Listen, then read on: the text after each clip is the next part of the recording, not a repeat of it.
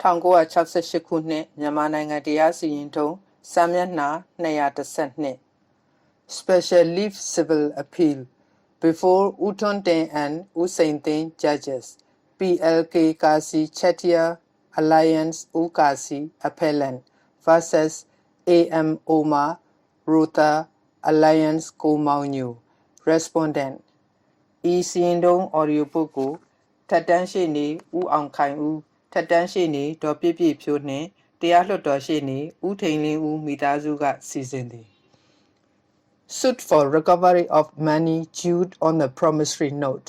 Suit by the endorsee of a payee of the pro-note against the executant.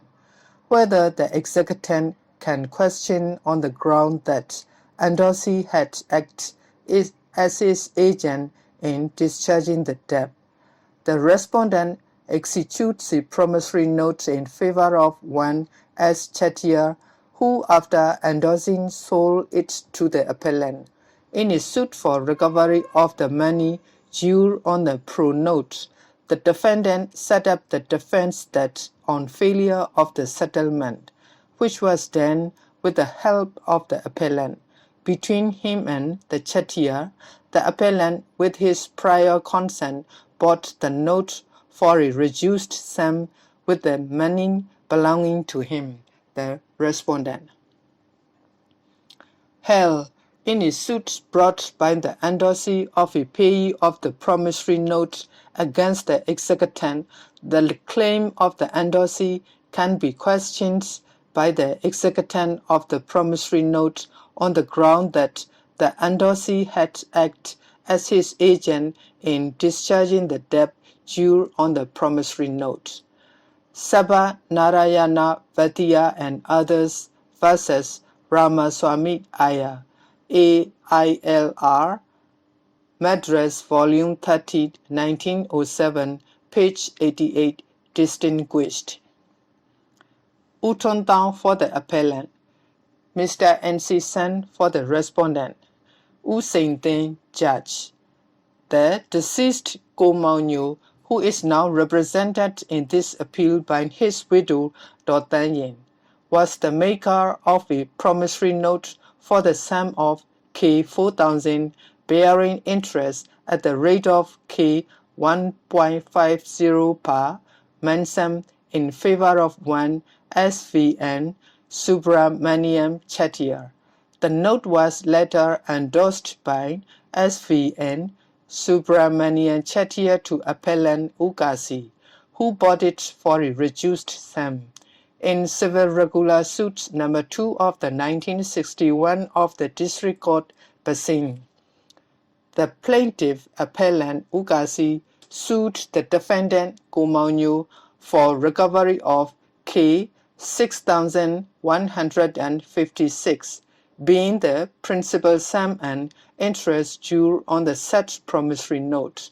Ko-Maung-Nyu, while admitting the execution of the note, set up the defense that in trying to effect a settlement between him and the CHETTYAR, he enlisted the support of Ukasi, who was very intimate with the CHETTYAR, to intercede with the latter on his behalf, and that on failure of the settlement, Ukasi, by his prior consent, bought the note for a reduced sum with the money belonging to him, Ko-Maung-Nyu. It was accordingly contended that Ukasi had no cause of action against him.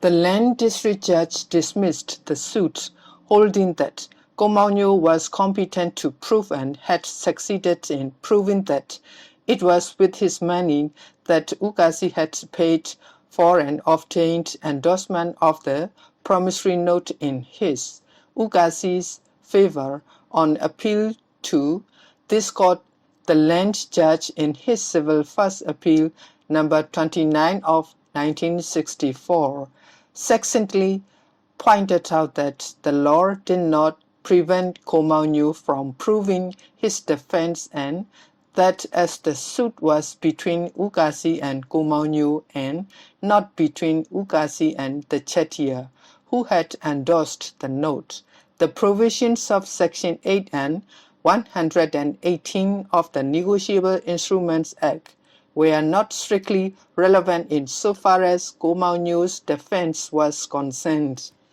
The appeal was thereof dismissed. In seeking for special leave to appeal under Section 6 of the Union Judiciary Act, the following 2 points were raised by the appellant. 1.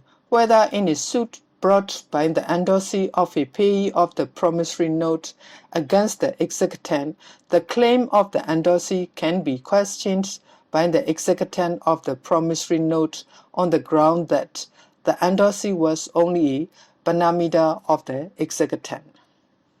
2.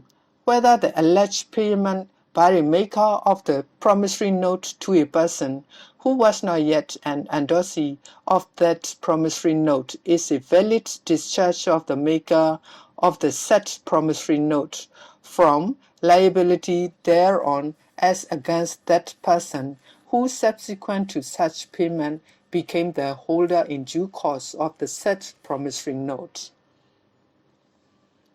In view of the dictum in Sabha Narayana Vaidya and others versus Ramaswamy Iyer, ILR Madras Volume 30, 1907, page 88, that in a suit on a negotiable instrument by the payee named therein or the endorsee, it is not open to the defendant to plead that such payee or endorsee is a mere Panamida.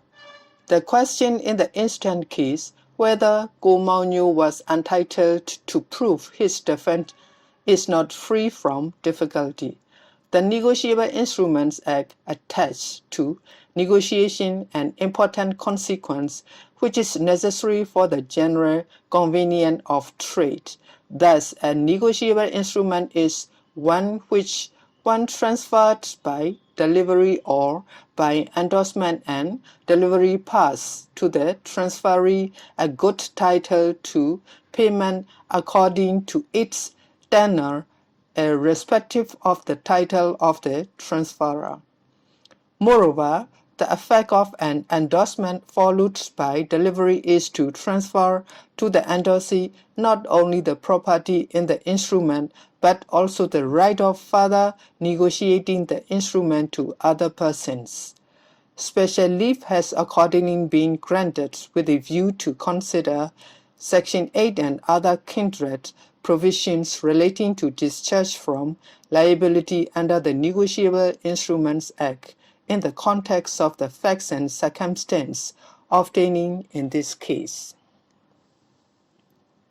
In Sabha Narayana Vaidya's case, supra, the question before the court was whether the defendant was entitled to give evidence to show that the promissory note was not really executed in the plaintiff's favor, although he was the payee named in the note in support of a plea that the note had been discharged by payment to the person really interested. In other words, the point raised was whether it was open to the defendant in a suit on negotiable instrument to plead that the payee named in the instrument or the endorsee, as the case may be, is a mere Panamida and not entitled to sue with reference to the terms of the Negotiable Instruments Act. In the instant case, the question involved was not strictly one of Panami. Koh Mau Nyu's defense was that Ukasi had acted as his agent in discharging the debt due on the promissory note. To use the words of the land's first appellate judge, Ukasi was suing Koh Mau Nyu in fraud or in breach of the terms of the trust that exists between them. Such a defense could surely be considered without prejudice to the legal incidents of negotiation, which were not at all in dispute between the parties to the promissory notes in question. Section 92 of the Evidence Act clearly enables Koh Mau Nyu to prove his case regarding the alleged fraud practiced on his on him by Ukasi. U-Tontao, the Land Council for the appellant, has contended that Section 92 is applicable only in case governed by the Transfer of Property Act. This is, however, to our mind, a novel proposition of law not covered by any authority. From the very wording of the section itself, it is quite clear that Section 92 governs any kind of contract, whether it be under the Transfer of Property Act or under any other enactment. Moreover, apart from some legal presumptions which may be drawn under certain circumstances, there is nothing in the Negotiable Instruments Act which expressly overrides the term of Section 92 of the Evidence Act. No doubt in the case of K. Mangaban versus B.B. Upadhyaya, AIR, 1935, Rangoon, page 156, it was held that where an endorsee of a promissory note sues on a note and it is found that he is the holder in due course, evidence to prove the defense that the note has been discharged prior to the endorsement is not admissible. It was, however, pointed out that if the endorsee is a mere holder, he is affected by any prior equity and the defendant must be allowed to adduce proof of satisfaction of the note.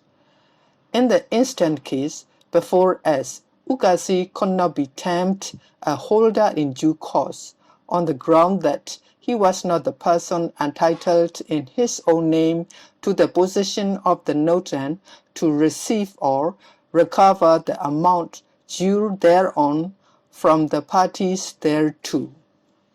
It was the concurrent finding out of the trial court as well as of the first appellate court that Ukasi merely held the note in trust for Komaunyo, who had paid the money for it.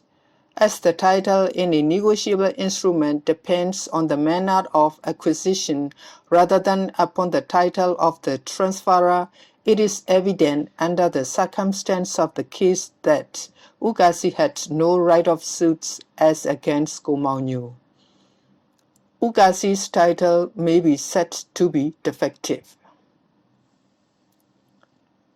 A defective title to an instrument generally arises when a negotiable instrument is lost or is obtained from any maker, acceptor, or holder thereof by means of an offense of fraud, or for unlawful consideration.